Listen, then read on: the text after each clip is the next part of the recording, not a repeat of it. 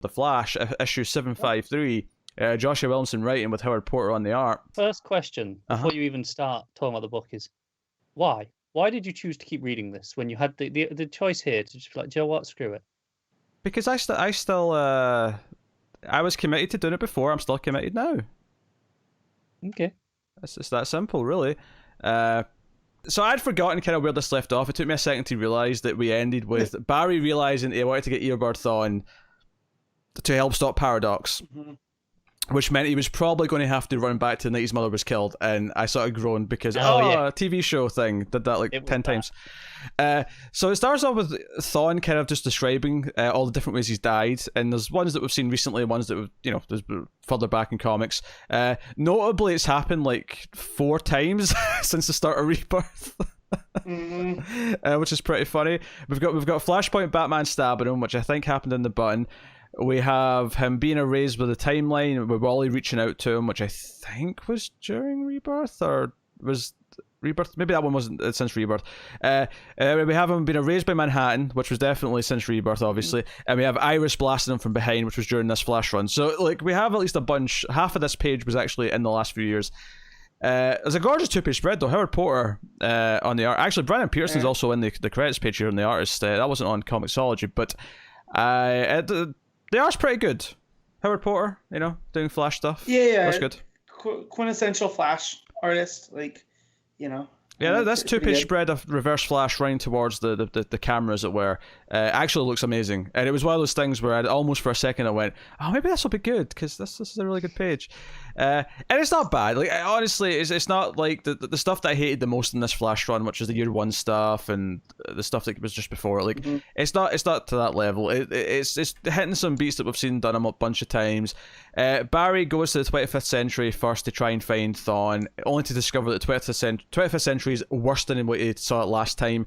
And Black Hole, if you remember, that was like the anti-Speed Force team from early on the run.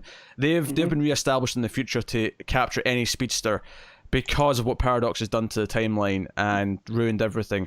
But the timeline kind of takes Barry away from them. It's kind of this rupture happens because Barry's not meant to be here and the timeline's not happy. So it takes him back out of the time stream. So he runs back to the night that his mother was killed.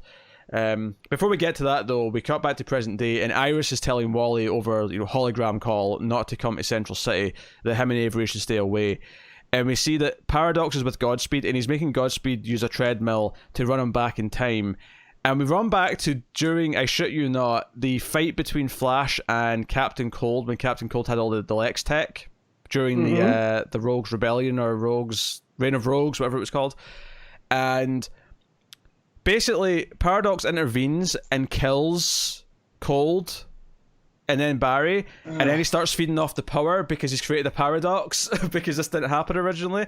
And he's like, okay, we have to keep going back in time to create more paradoxes. So he's got Godspeed rounded back to the time. So that's what he's doing. I hate the sound of this. This part I didn't like so much. This part I was like, Barry gets back to the night his mother died, and he talks about how important that is and sort of establishes, okay, Reverse Flash went back in time and blah, blah, blah. The art and the flashback stuff here, as he's describing this, is a little bit, I'm assuming this is Peterson's art coming in, rather than Porter's. But he basically says that he can't intervene, he can't create Flashpoint again, he has to just wait. So I will say there is a decent page here where it's a 9-panel grid where he's just sort of standing outside the house and he hears the scream and sees like the red lightning from the window and just doesn't do anything. And there's like a close-up of his fists at one point just sort of clenching because he's having to hold back. Okay, we've done this to death a million times, him going back to this night. The execution of this page on its own, though, taken on its own value, is fine. Like, I think it's relatively effective the way it presents him waiting. Thawne comes outside, though, and sort of sees him and starts fighting with him. He's like, I've ruined your life, but you probably already know that, don't you? And they're fighting.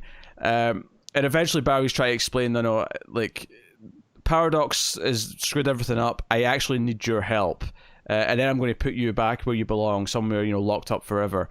And the final page is Barry's got him by the neck, and Thawne's just smelling at him saying, wait, we have to team up side by side to save the multiverse, just as it should have always been.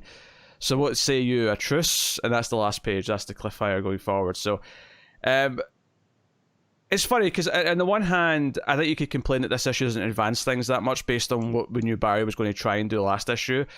But at the same time, it's almost to a benefit to a lot of the issue that it doesn't try to shoehorn in too many concepts. It just kind of keeps it relatively simple and has him going to do what he was set to do. By far the worst part is the Paradox and Godspeed bit. Partly because it was reminding me of an arc that I didn't like that much, but also because because it was doing more shenanigans that felt like it was just breaking all the time travel rules again. Because I feel like the time travel rules in Flash have went all over the place. I will say the art in this last page, Barry's pelvis seems unusually tall. I'll say. What a sentence.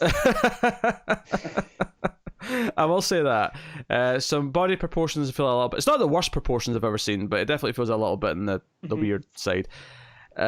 So, definitely more scratchy here at the end. Again, this may be Peterson rather than Porter. But it's not the worst issue we've had a recent Flash by any means. There's definitely moments in there I still kind of like, but there's a lot of stuff that, in the overall direction of what it's doing, I'm not super into still. But in a weird way, I'm just happy to have comics back, so I'll be generous and give it a 6.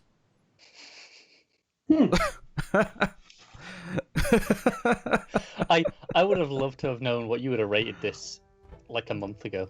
Probably like a 5. I got a pity bump, got a pity point.